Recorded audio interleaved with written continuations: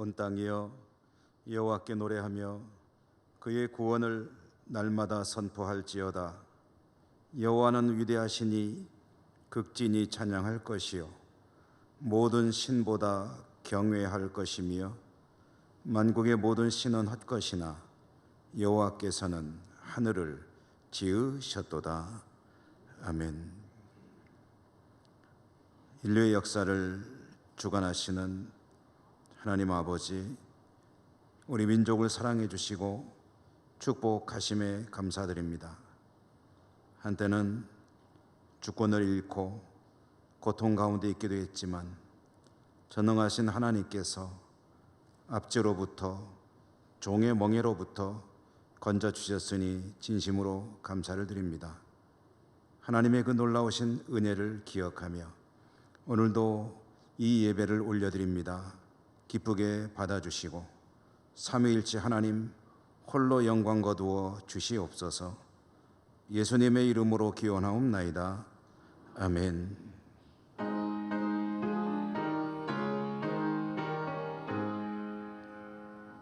만복의 근원 하나님, 온 백성 찬송 드리고 저 천사여 찬송하세.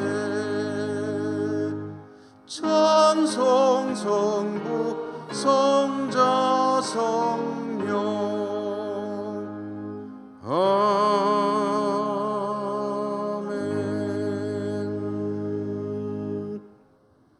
고백의 기도를 드리겠습니다. 긍휼이 풍성하신 하나님, 오늘은 광복절 기념주일을 맞이하여 하나님께서 우리 민족에 베푸신 그 놀라우신 은혜를 다시 한번 깊이 묵상합니다. 우리 민족이 일제의 야만적 압제의 고통 가운데 있을 때 하나님은 우리 민족을 불쌍히 여기시고 구원하여 주셨고 오늘에 이르기까지 놀라운 복을 내려주셨습니다. 하나님의 은혜는 참으로 놀라운 것이지만 저희들은 그 은혜에 합당한 삶을 살지 못할 때 많았음을 고백합니다.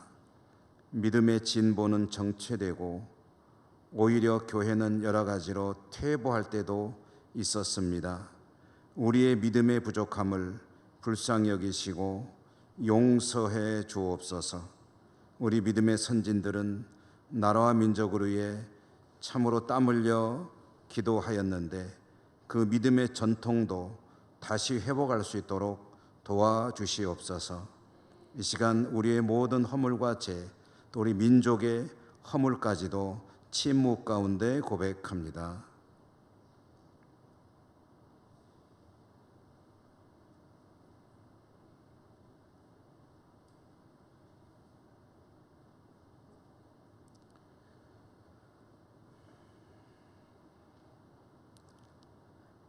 하나님의 사죄의 말씀을 받으십시오. 예수께서 이르시되 나도 너를 정죄하지 아니하노니 가서 다시는 죄를 범하지 말라 하시니라. 아멘. 성시 교독합니다. 내가 여호와를 찬송하리니 그는 높고 영화로우심이요 여호와는 나의 힘이요 노래시며 나의 구원이시로다.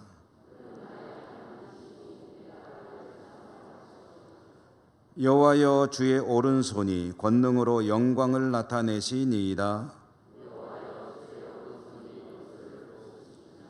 여호와께서 시온의 포로를 돌려보내실 때에 우리는 꿈꾸는 것 같았도다.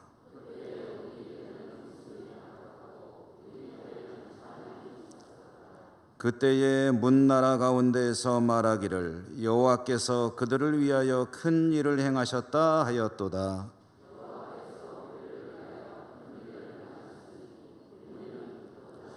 흑암에 행하던 백성이 큰 빛을 보고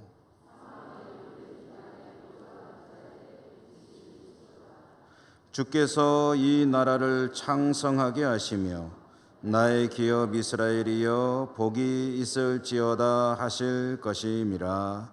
아멘. 사도신경 신앙 고백합니다.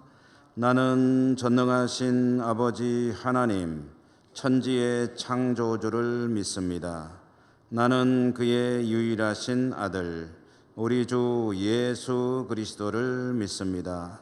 그는 성령으로 잉태되어 동정녀 마리아에게서 나시고 본디오 빌라도에게 고난을 받아 십자가에 못 박혀 죽으시고 장사된 지 사흘 만에 죽은 자 가운데서 다시 살아나셨으며 하늘에 오르시어 전능하신 아버지 하나님 우편에 앉아 계시다가 거기로부터 살아있는 자와 죽은 자를 심판하러 오십니다. 나는 성령을 믿으며 거룩한 공교회와 성도의 교제와 죄를 용서받는 것과 몸의 부활과 영생을 믿습니다. 아멘.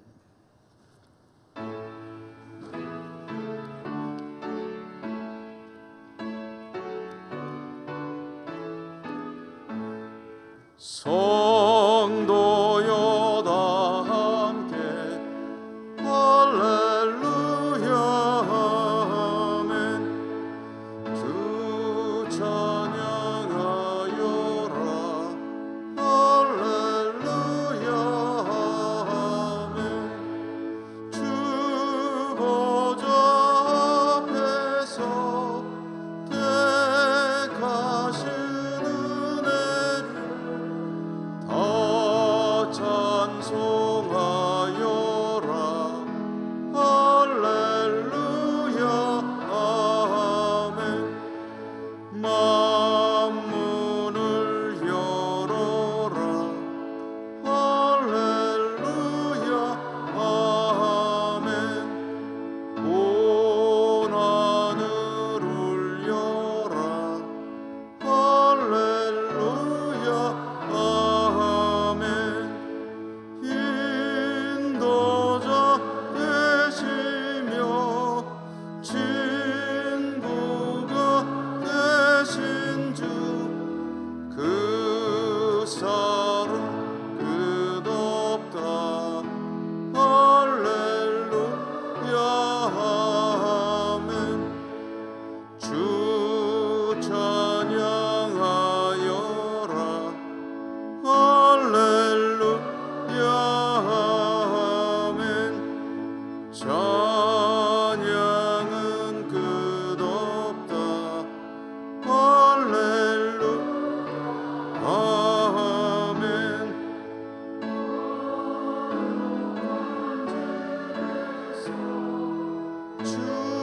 주은총 늘 찬송 부르자 할렐루야 아멘.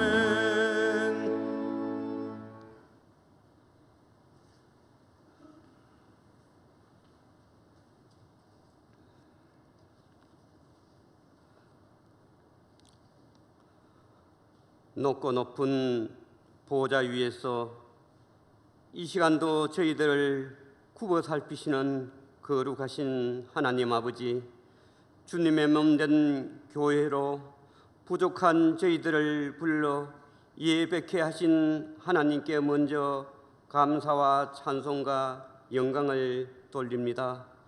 지난 한 주일 동안도 세상에 살면서 하나님을 기쁘시게 하지 못하고 저희들의 육신을 위하여 이기적인 욕망에 사로잡혀 살아왔음을 주님 앞에 고백합니다. 오랜 장마로 인하여 수해를 입은 모든 사람들께 주님께서 위로하여 주시옵소서. 오늘은 특별히 75주년 강복 기념주일로 지킵니다. 흙 다시 만져보자. 바닷물도 춤을 춘다. 태극기를 들고 온 산천을 흔들면서 기쁨의 그날이었습니다. 우리의 민족을 일제로부터 해방시켜 주신 하나님의 은총을 기억하며 75주년 강복절을 맞아 일제의 억압에 굴하지 않고 민족의 독립을 위하여 순교한 선진들을 생각하며 감사의 기도를 드립니다. 다시는 나라를 잃고 수치를 당하고 서러움을 겪는 이 민족이 되지 않고 깨어있는 이 민족이 되게 하여 주시옵소서. 하나님 아버지, 이 민족 아직도 분단의 아픔을 안고 살아가는 서글픈 나라이지만은 그래도 이 민족을 사랑하시는 하나님, 강복의 기쁨을 맛본 지 반세기가 훨씬 넘었습니다. 해방의 간격을 통일되지 못한 상태로 있는 이 민족을 긍휼히 여기시옵소서. 남북 모두가 하나님 앞에 바로 서지 못했음을 회개하오니 지난 세월을 용서하여 주시옵소서. 더 이상 옛 이스라엘과 유다처럼 한 민족이 남북으로 나눈 채 서로 미워하고 싸우며 오랜 세월을 보낸 일이 없게 하여 주시옵소서. 어서 속히 회개하고 겸손히 하나님께 돌아와 하나님의 뜻을 이루는 평화로운 통일이 되게 하여 주시옵소서. 은혜로우시고 자비로우신 하나님, 지금의 한국교회는 말할 수 없이 비대해졌지만은 교회마다 영적으로 바로 서지 못하여 세상의 지탄을 받고 있습니다.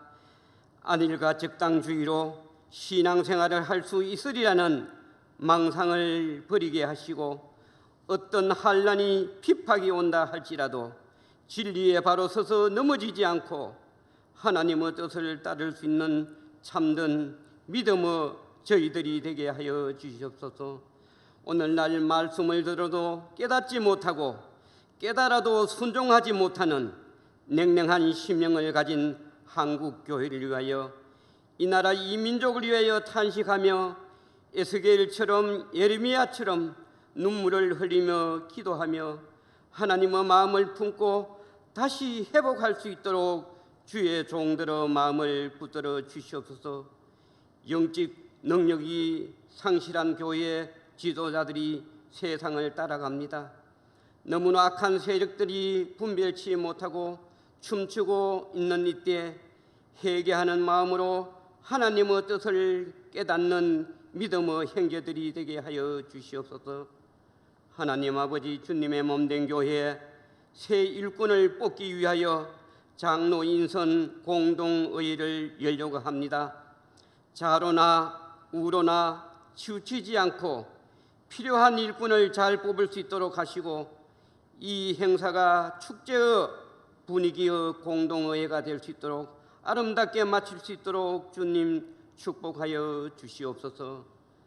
이 시간 말씀을 전가하실 김영수 담임 목사님께도 능력을 주시고 하늘나라의 복된 소식, 생명력 넘치는 살아있는 말씀으로 저희들을 감동케 하는 이 시간 되게 하여 주시옵소서. 준비한 호산나 성가대 위에도 아름다운 찬양이 되게 하여 주시옵소서.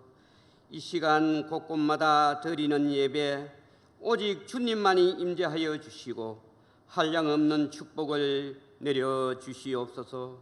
모든 말씀 예수님의 이름으로 기도드려옵나이다. 아멘.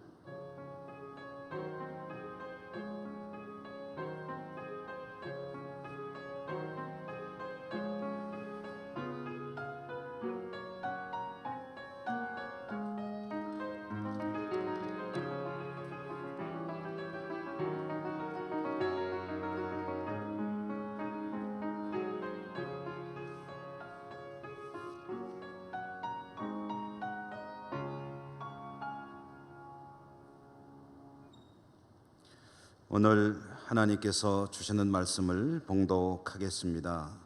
신약 성경 마태복음 14장 26절에서 33절까지입니다.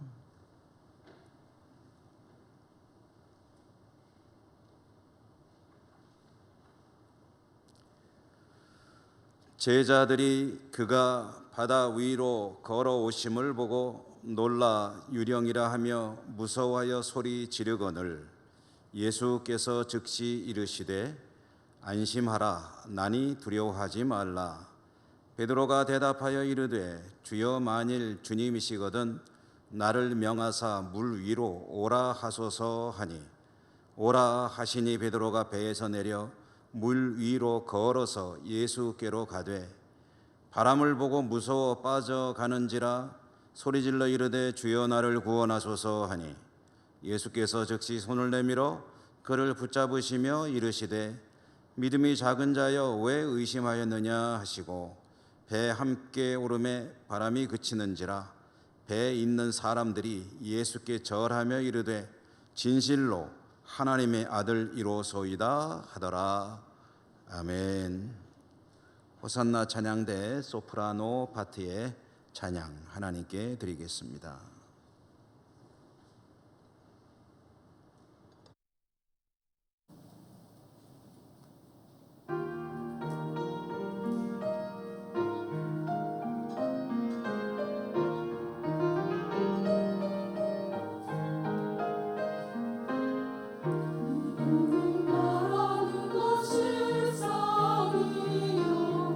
보이지 않는 것의 증거를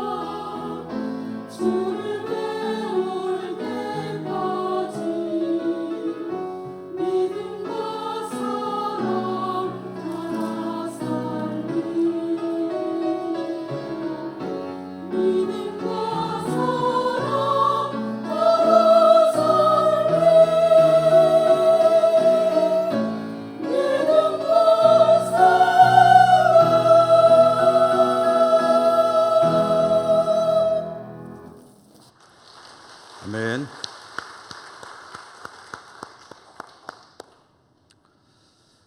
오늘도 주님 은혜가 함께 하시기를 기원합니다. 오늘은 믿음이 작은 자여라는 제목으로 말씀을 전해 드리겠습니다.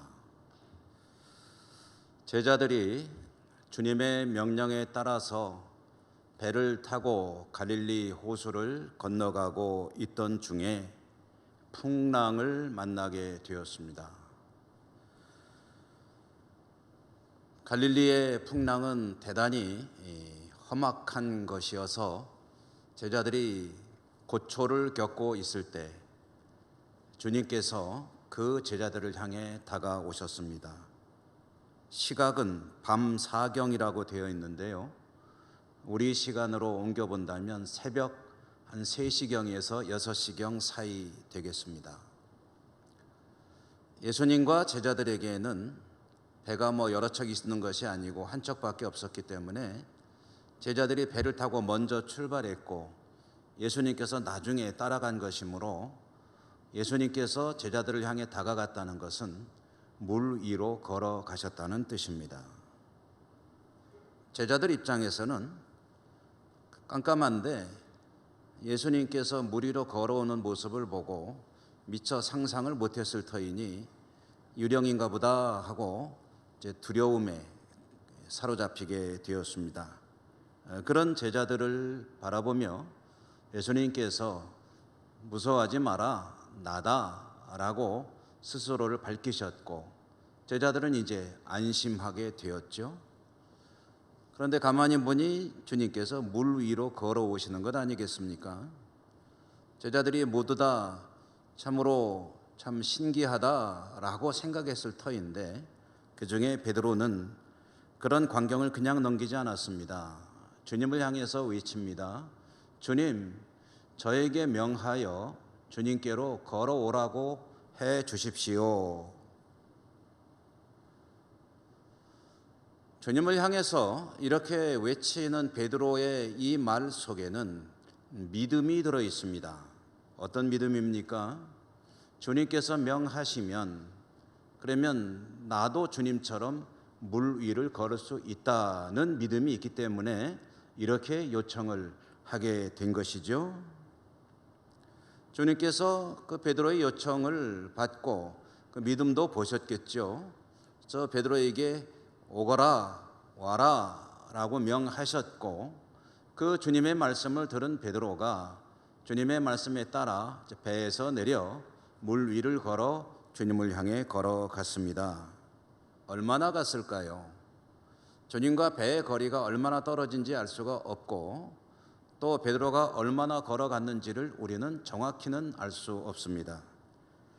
다만 물 위를 걷던 베드로가 걸어가던 중에 있었던 일이기 때문에 얼만큼은 걸어갔을 것입니다. 아마 주님께 가까이 갔을 수도 있겠고요. 아마 반쯤 갔을 수도 있겠고 배에서 내려서 물 위로 2-3걸음밖에 못 갔을 수도 있겠습니다. 어쨌든 물 위를 걸어 주님을 향해 가던 베드로가 풍랑을 보게 되었다. 거센 파도, 바람을 보게 되었다.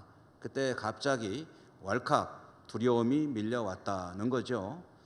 두려움이 밀려온 베드로가 물에 빠져 들어가고 있었고 그러니 주님을 향해 외치는 겁니다. 주님 살려주십시오. 허부적 했겠죠.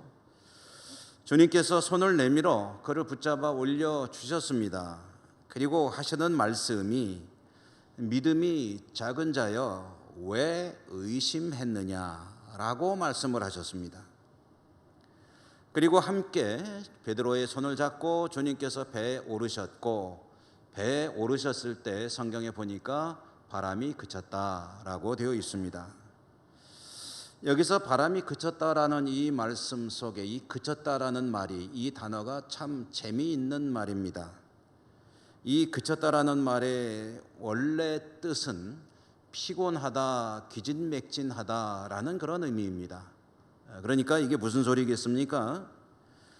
바다와 풍랑이 피곤하고 지쳐 기진맥진하였다라는 뜻입니다. 이것은 어떤 뉘앙스를 우리에게 전해주는 것이냐? 이 거센 파도, 이 풍랑이 일게 되었는데 그동안에 이 일 하느라고 바람도 파도도 참 힘들었다, 지쳤다라는 뜻입니다. 이것은 그러므로 주님께서 제자들에게 믿음의 어떤 연단을 위해서 이와 같은 일을 명하신 것이고 이제는 그 일이 끝났기 때문에 너희들도 그만해라 라고 명하신 셈이고 그래서 파도가 바람이 그치게 되었다라는 그런 뜻을 내포하고 있는 말씀입니다. 성경이 그 사실을 전해줍니다. 주님께서 베드로의 손을 잡고 배에 오르셨을 때에 그 배에 타고 있던 사람들, 제자들이죠. 제자들은 주님 앞에 무릎을 꿇고 절하면서 이렇게 외쳤습니다. 진실로 하나님의 아들이십니다. 정말 하나님의 아들이심에 틀림없습니다. 라고 외쳤죠. 이것은 위대한 신앙 고백입니다.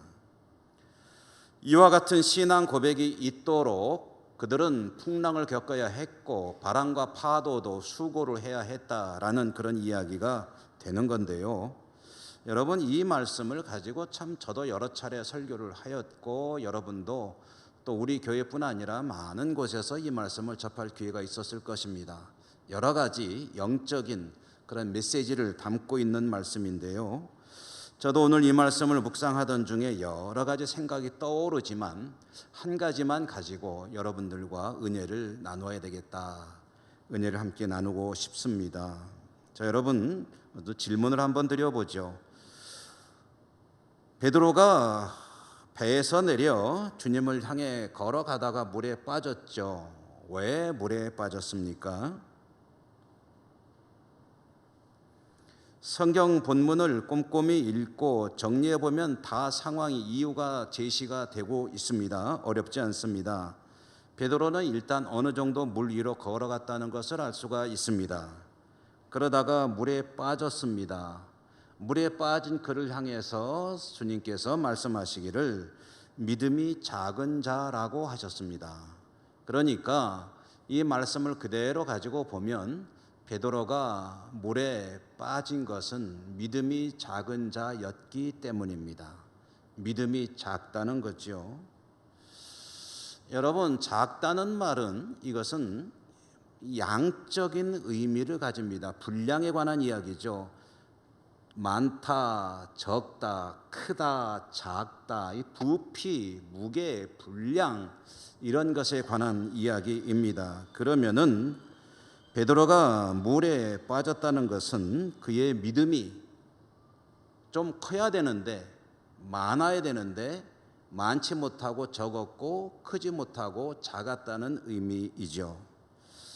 양적으로는 아마 양이 줄은 것인지 아니면은 원래는 컸던 것인데 쪼그라 위축된 것인지 어떤 것인지 정확히 알 수는 없지만 아무튼 주님께서 그런 의미로 말씀을 하셨습니다.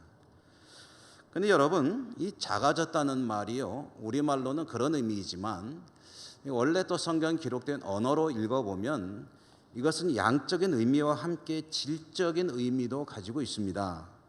분량이 작아졌다, 부피가 작아졌다는 의미도 있지만 질적으로 이 베드로의 믿음이 변질이 되었다, 변했다라는 의미도 들어있다는 말씀입니다. 그러니까 주님을 향해서 처음에 물에 내려서 걸어갈 때의 믿음이 나중에 빠질 때 보니까 작아졌다는 양적인 의미도 있겠지만 그러나 처음의 믿음이 그대로 유지되지 못하고 변해서 변질이 되었기 때문에 물에 빠지게 되었다는 뜻도 있다는 얘기입니다. 그리고 오늘 이 말씀 속에서 저는 질적으로 변화되었다는 것이 더 중요하다는 말씀을 드리고 싶습니다. 양과 질에 관한 이야기를 이제 묵상을 하다가 문득 떠오르는 이야기를 예화라고 해도 되겠어요. 하나 말씀을 드리고자 하는데 우리 예천에서 참 인구가 많을 때는 참 굉장히 복잡했다고 그러죠. 저도 이제 들은 우리 올해 예천에 사신 성도님들께 들은 이야기로는 이제 과거 장날이 되면 이제 장을 보러들 많이 나오셔서 어깨를 부딪히지 않고는 길을 걸을 수 없었다. 그런 이야기들을 하시더라고요.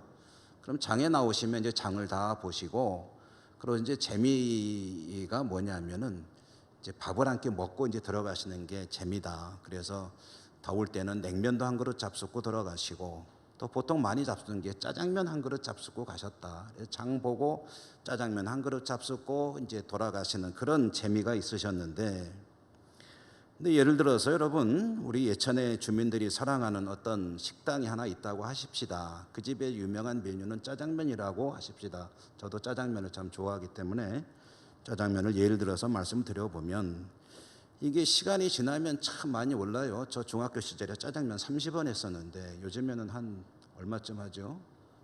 한 6,000원 하나에 5,000원, 6,000원. 예, 뭐 많이 올랐더라고요. 오를 수밖에 없죠. 시간이 지나면 물가가 오르고 인건비가 오르고 자재값이 오르고 하는데 다 오르죠. 근데 만약에 이런 걸 한번 생각해 봅시다. 이 참 어려운 시기이기 때문에 우리 식당을 운영하는 짜장면 한 그릇 만들기도 참 쉽지는 않지만 그래도 오시는 고객들을 위해서 내 값을 올리지 말아야 되겠다라고 생각을 한다면 그럼 얼마나 고맙겠습니까? 더 가고 싶죠. 야, 그래 참 좋다 하고서 짜장면을 먹으러 갔는데 짜장면이 5,000원이었는데 값을 딴 데는 다 올려도 이 집은 안 올린다 그래서 갔더니 5,000원이 맞긴 맞는데 나온 걸 보니까 양이 푹 줄었다. 그러면 그게 값을 안 올린 게 아니죠. 값을 올린 거랑 똑같은 거죠. 이것은 양의 문제입니다.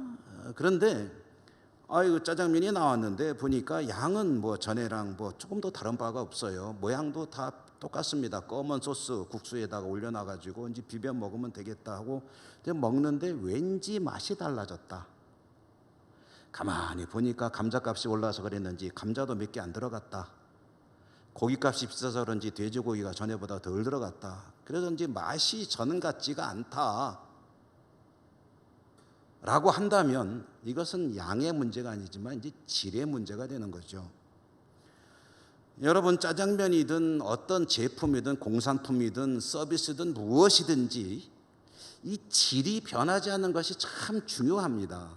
처음 그것이 그대로 유지가 돼야 되죠. 그래야 그게 진짜죠.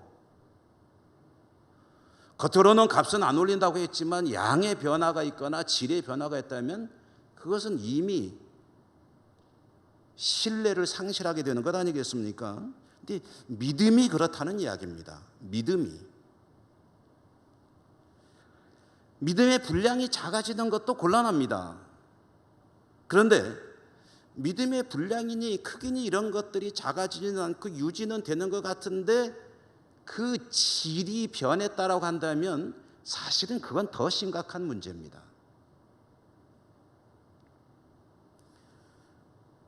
짜장면이든 무엇이든 어떤 제품의 품질이 늘 균일해야 되듯이 품질 균일, 성도의 믿음의 질도 일관성이 있고 유지돼야 되고 처음과 나중이 같아야 되고 여기든 저기든 항상 같아야 되지. 그래서 어디 가든지 균일해야지. 여기서는 이런데 저기 가선 저렇고 전에는 그랬는데 지금은 이렇고 이렇게 되면 그 균일성이 떨어지는 거예요. 그게 믿음이 작은 자라는 말의 의미입니다. 그리고 믿음이 작으니까 걷던 사람이 물에 빠지게 됩니다. 자, 여러분, 베드로의 믿음이 배에서 내릴 때 그 짧은 순간에 벌써 변했다는 거예요. 걸어가는 동안에 변질이 되었습니다. 근데 그런 원인이 무엇인가? 그것도 주님이 말씀하셨어요. 믿음이 작은 자여, 왜 그랬다고요? 왜 의심하였느냐? 왜 의심하느냐?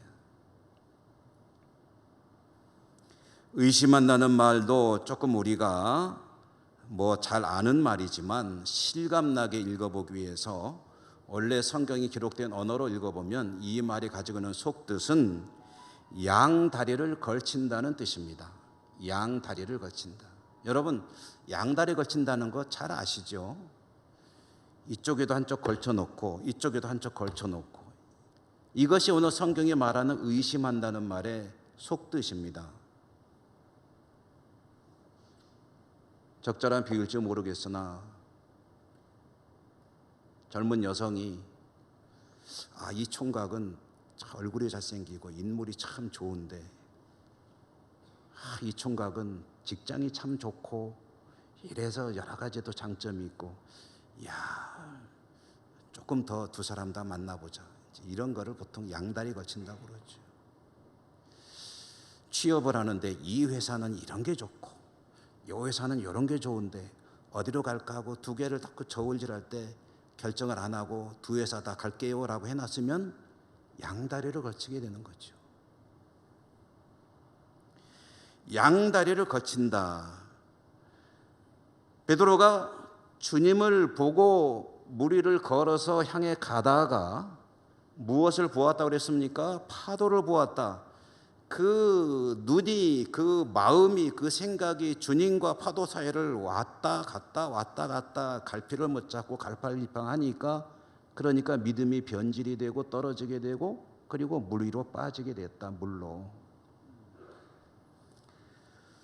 자, 그러면 여러분 조금 더 다시 들어가 보십시다. 왜 양다리를 거치는 의심을 하게 되었느냐?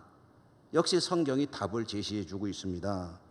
처음에는 베드로가 주님이 물 위로 걸어오는 걸 보고 너무 놀라기도 했고 참 부럽기도 하고 자기도 한번 해보고 싶고, 그래서 주님 바라보며 말씀을 하고 허락을 받고 물 위로 걸어서 갈 때 아마 주님을 보고 걸어갔을 거예요. 그러다가 그의 시선이 어디를 갔다고요? 무엇을 보았다고요? 거센 풍랑을 보게 되었습니다. 그의 시선이 주님에게서 풍랑으로 돌아갔을 때에 그가 의심하게 됐다. 눈알이 왔다 갔다 하게 되었고, 믿음이 사라지게 되었고, 변질이 되게 되었고, 처음에 주님 바라보고 가던 그 믿음이 갑자기 두려움에 확 눌려버린 믿음이 되었고, 그리고 빠졌다는 이야기인데요. 여기서 풍랑을, 거센 파도를, 바람을 보게 되었다 할 때 이 본다는 말의 의미도 사실 우리가 좀 생각을 해봐야 되겠습니다. 본다. 여러분, 성경에서 본다는 말이 여러 가지 뜻을 가지고 있습니다. 우리말도 그렇잖아요. 본다 그러면은 뭐 얼마나 그 스펙트럼이 넓습니까? 근데 성경에서 본다고 할 때 굉장히 중요한 의미 중에 하나는 집중한다는 뜻입니다. 뚫어지게 바라본다. 이것은 집중한다는 뜻이거든요. 그러니까 오늘 여기에서 베드로가 처음에 배에서 내릴 때는 주님에게 집중하던 사람이었는데, 그가 그렇게 해서 잠시 걸었을 때에 그 발밑에 있는 파도를 보았을 때 그것에 집중하게 되었고, 그러니 갈팡질팡하게 되었고, 처음에 배에서 내리던 믿음이 순식간에 사라지면서 믿음이 변질이 되었고, 그로 인해서 그는 이 물에 빠져가는 그런 사람이 되었다라는 것으로 오늘 이 이야기가 정리가 됩니다.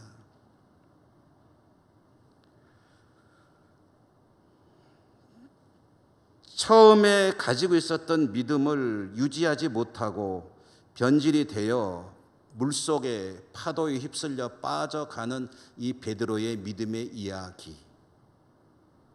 이것은 베드로만의 이야기는 아니고 저와 여러분 우리 모두에게 그대로 적용해도 되는 이야기입니다. 어떻습니까? 우리들에게도 이런 일들이 사실 일어나고 있지 않습니까? 말씀을 읽고 듣고 묵상하고 뜨겁게 기도하고 또 어떤 은혜로운 신앙 간증을 듣고, 때로는 시련 중에 있는 믿음의 형제들을 바라보면서 그들에게 상담도 해주고 위로도 해주고 격려도 해줄 때는 만약에 나에게 그런 일이 있더라도 믿음으로 이겨나갈 수 있을 것 같은 생각이 드는데, 막상 그것이 내 발밑에 있는 파도처럼 내 일이 되고 내가 그 위를 걷게 되고 내 문제가 되고 내가 그 현장에 발을 딛게 되면 그 믿음이라는 것이 어느 순간 허망하게 사라져버리고 문제 속에 빠져 허우적거리게 되는 경우들도 얼마든지 있지 않습니까? 오늘의 믿음 이야기, 왜 우리의 믿음은 참 좋으신 주님을 만나 가슴에 뜨겁고 견고한 믿음으로 생성이 되었던 그 믿음이 유지되지 못하고 주님을 바라보며 우리 인생길을 걸어가지 못하고 순간순간 흔들리고 변형되고 변질되고 줄어들고 그러면서 문제 속에 허우적거리며 사는 그런 일들이 있게 되는 것일까?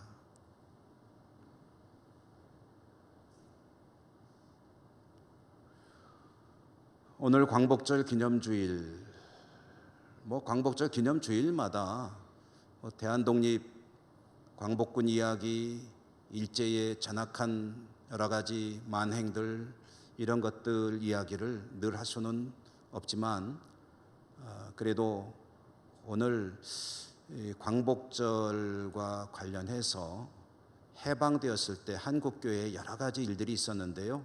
그 중에 한 이야기를 좀 여러분과 또 나누도록 하겠습니다. 일제강점기 한국교회가 가장 마음속에 짐으로 여기는 하나님 앞에 범한 과오가 이 일제강점기에 있었죠. 신사참배를 한 것이죠. 일제 협박에 못 이겨서 한 것이라고는 하지만 어쨌든 머리를 숙이고 거의 대부분의 교회와 성도들이 목회자들이 앞에서 이끌어가고 성도들이 그 뒤를 따르며 이제 신사참배를 하였습니다.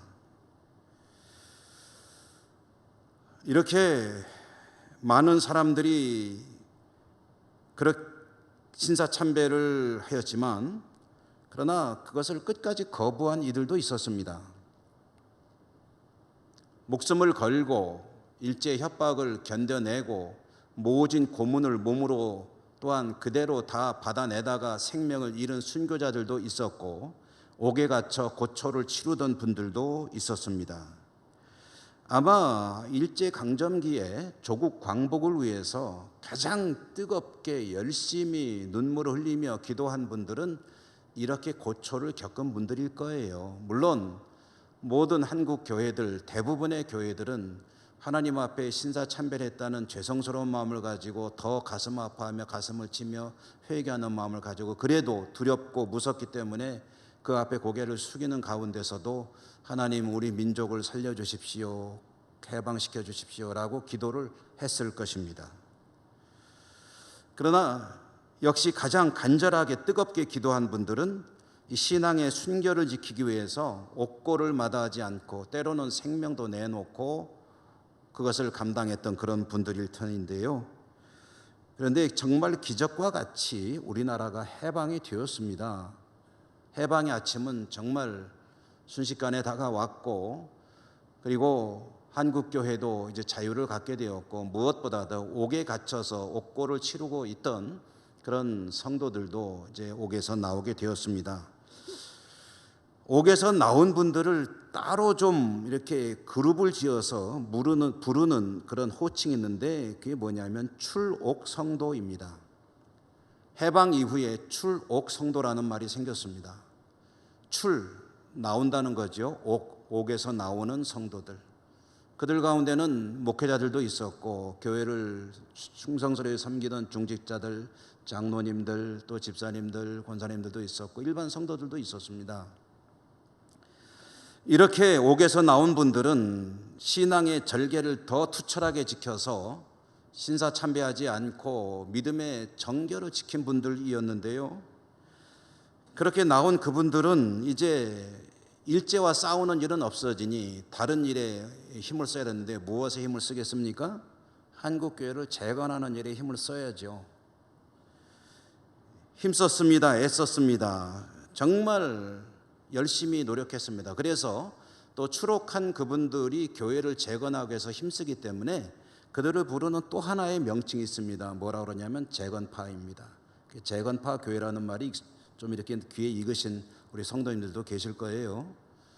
재건파 교회는 어쨌든 신사참배하지 않고 믿음의 절개를 지키며 살았던 그 사람들, 그들은 한국교회를 다시 세우기 위해서 애썼는데 가장 힘쓰는 일 중에 하나가 뭐냐 하면은 신사참배하여 신앙의 절개를 버렸던, 지조를 버렸던 그런 목회자와 성도들과 교회들을 이제 구분해내는 작업이었습니다. 강력하게 비판했습니다. 목회자로 교회로 인정하지 않았습니다. 그런 교회들은 성도들은 하나님 앞에 자격이 없기 때문에 우리 한국교회를 재건하는 이 일에 같이 할 수 없다고 철저하게 배제했습니다.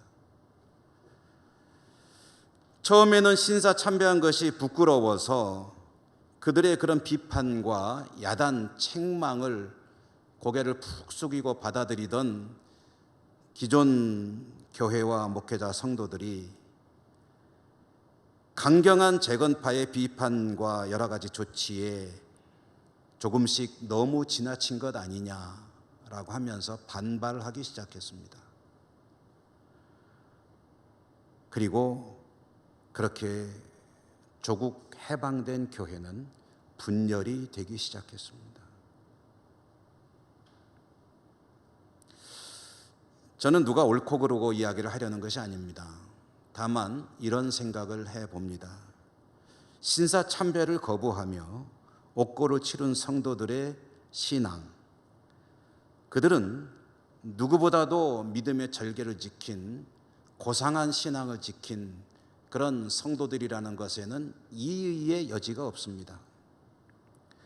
누구보다 뜨겁게 조국 광복을 위해서 기도한 기도의 용사들이라는 것 결코 부인할 수 없습니다.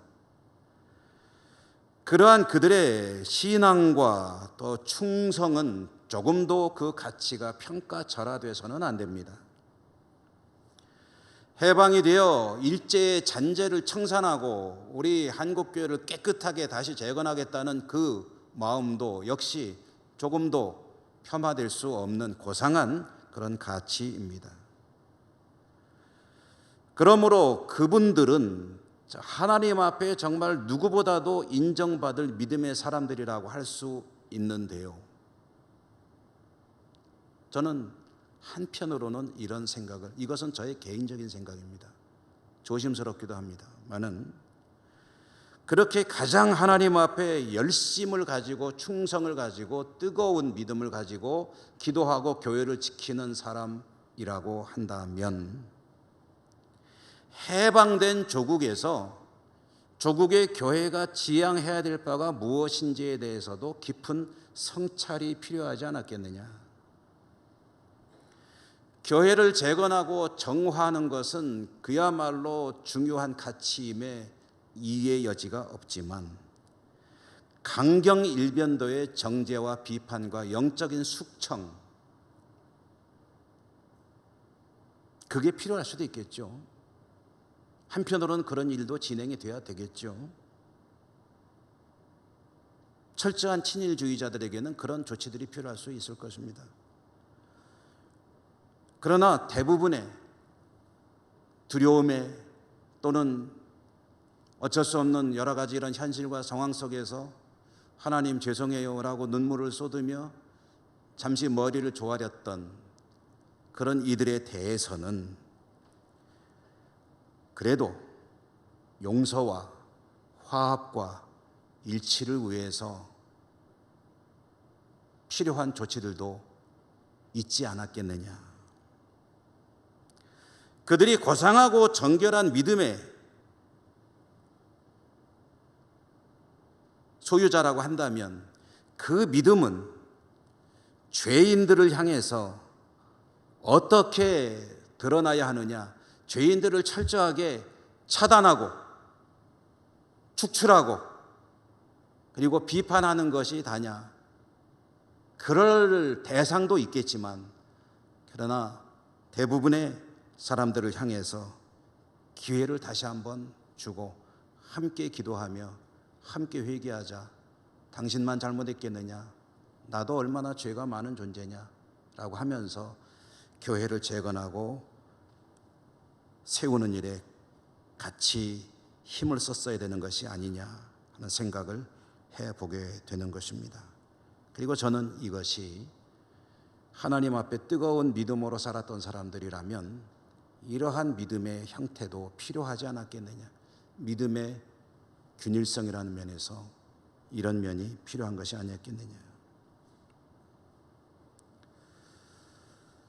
주님께서 베드로를 향해서 믿음이 작은 자야 왜 의심하느냐라는 말은 너의 믿음이 왜 처음과 달라졌느냐라는 그런 질문을 하시는 겁니다. 그렇기 때문에 문제 속에 빠져서 허우적거리는 거 아니겠느냐. 왜 처음 믿음을 지키지 못하느냐, 왜 그렇게 변했느냐.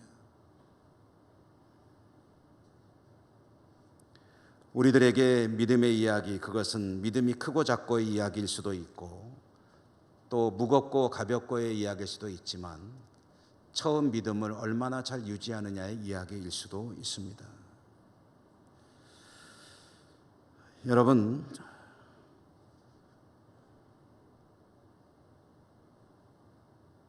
우리의 시선이 어떤 상황에서나 오직 주님 향해서 주님 말씀에 집중하여 주님의 말씀만을 바라보며 무엇이든지 말씀으로 기반을 두고 해석하며 나아갈 수 있다면 우리의 믿음은 일관성 있는 믿음으로 어디 가나 같은 그런 믿음으로 드러나는 형태는 다르겠지만 유지해 나갈 수 있을 것입니다. 오늘 광복절 기념주일에 나라 사랑이라는 것을 또 한번 잠시 생각해 봅니다. 어떻게 하면 우리가 우리 조국을 사랑할 수 있을까? 길은 많죠. 저는 우리 성도들에게는 가장 근본적인 것이 하나 있다고 생각을 합니다.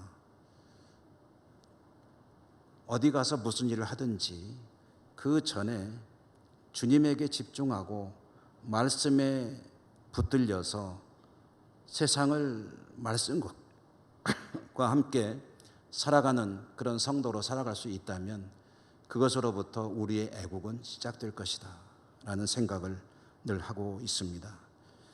여러분, 하나님을 바라보며 주님을 바라보며 말씀을 바라보며 집중하며 믿음으로 사시는 일에 승리하시기를 주님 이름으로 축원합니다. 은혜로우신 하나님 감사합니다. 오늘도 복된 말씀 주셨습니다. 주님의 말씀에 집중하여 승리하는 저희 모두가 되게 해 주옵소서. 예수님 이름으로 감사하고 기도드립니다. 아멘.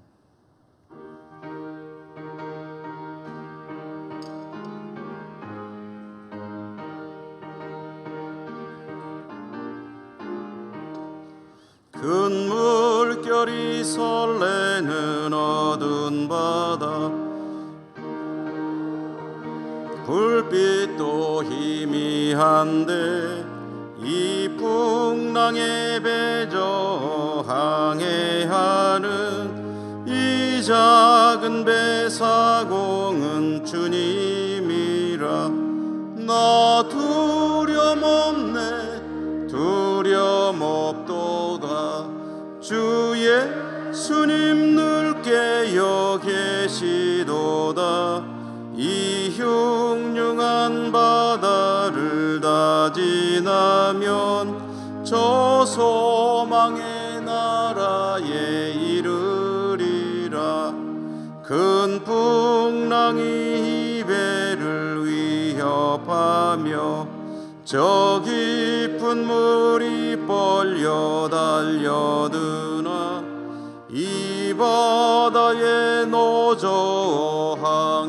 항해하는 이 작은 배 사공은 주님이라 나 두려움없네 두려움없도다 주 예수님 늘 깨어 계시도다 이 흉흉한 바다를 다 지나면 저 소망의 나라에 이르리라 큰 소리로 물결을 명하시면 이 바다는 고요히 잠자리라 저 등력이 환하게 밝아올 때 나 주 함께 이 바다 건너리라 두려움없네 두려움없도다 주 예수님 늘 깨어 계시도다 이 흉흉한 바다를 다 지나면 저 소망의 나라에 이르리라. 하나님 감사합니다. 오늘도 복된 성일, 특별히 우리 민족이 참으로 기쁜 날 광복절을 앞두고 광복절을 기념하는 주일로 지키게 하심에 감사합니다. 오늘도 하나님 앞에 나오며 저희들은 빈손으로 오지 않고 정성껏 예물을 준비해 왔습니다. 모든 것이 하나님께 속한 것이요 마땅히 드릴 것이라 믿음으로 고백하며 거룩하게 구별하여 올려드리오니 하나님 기쁘게 받아주시고 드리는 저희들의 정성도 함께 받아주시고 저희들의 삶을 축복하여 주시고 우리 민족의 앞날을 하나님께서 형통으로 인도하여 주시옵소서. 예수님 이름으로 감사하고 기도드립니다. 아멘.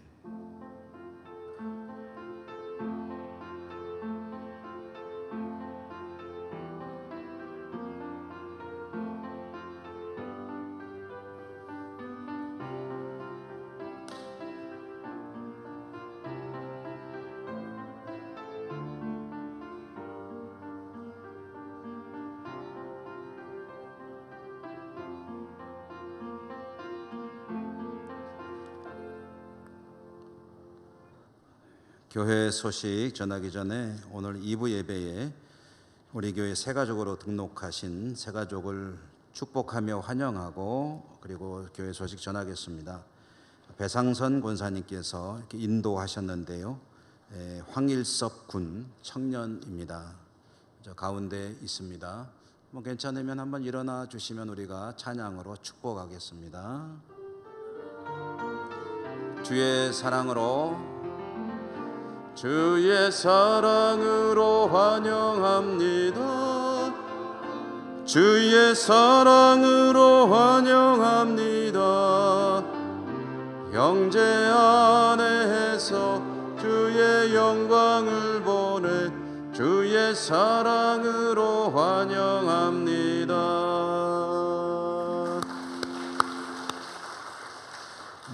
청년이신데 우리 교회에서 신앙의 진보와 발전과 복된 삶이 있기를 기원합니다.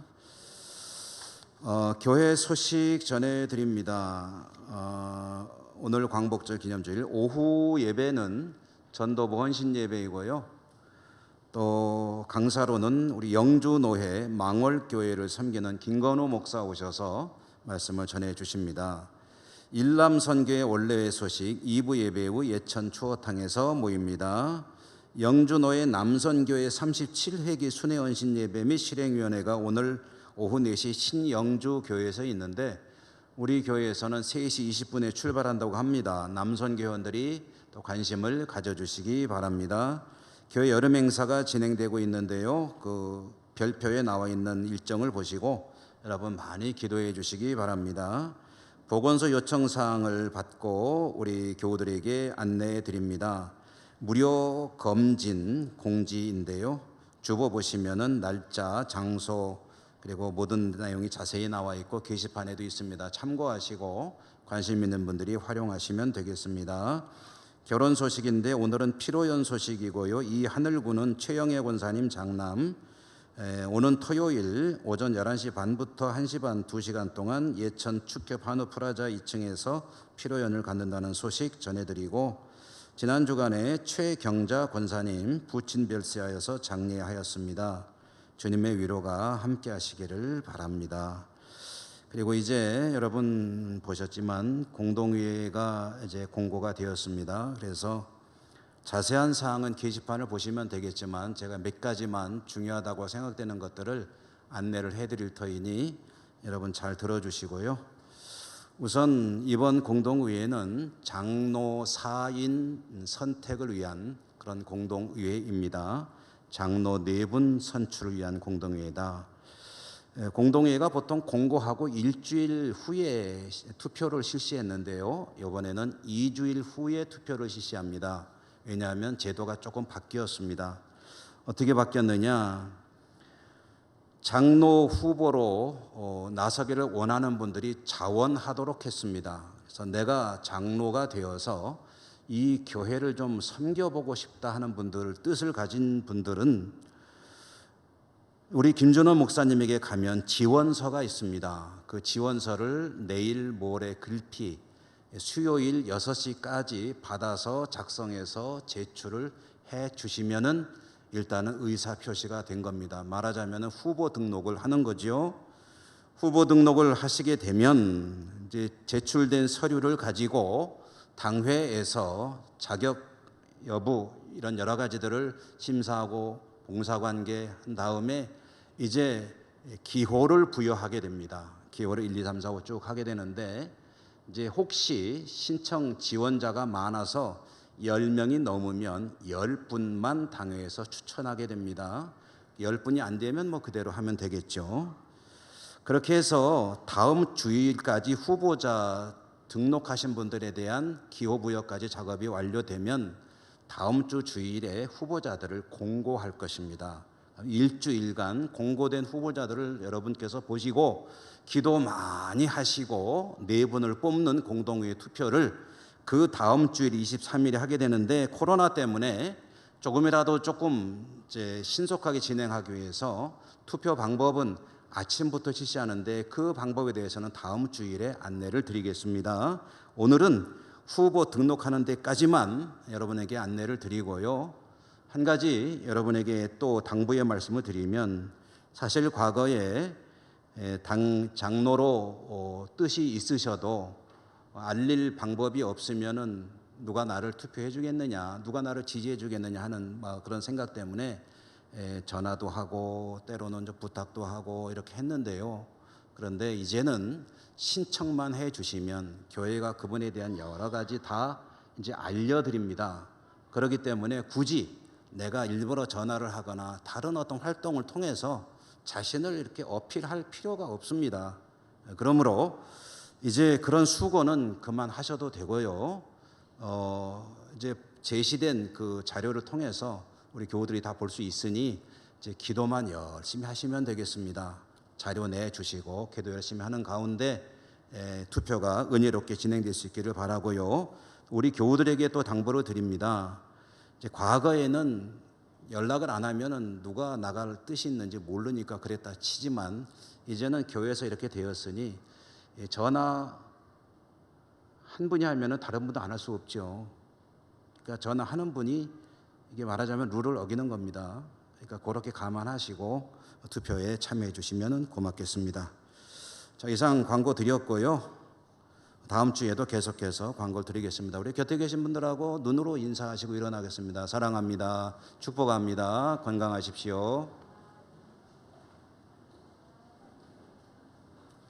오늘은 광복절 기념주일이니 주기도송 한 주 건너뛰고요. 애국가 1절만 부르고 축도하도록 하겠습니다.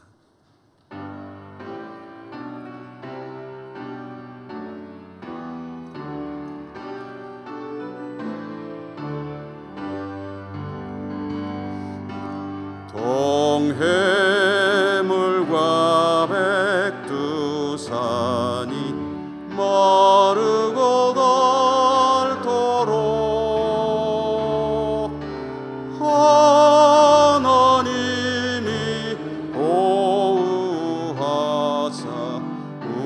우리나라 만세 무궁화 삼천리 화려강산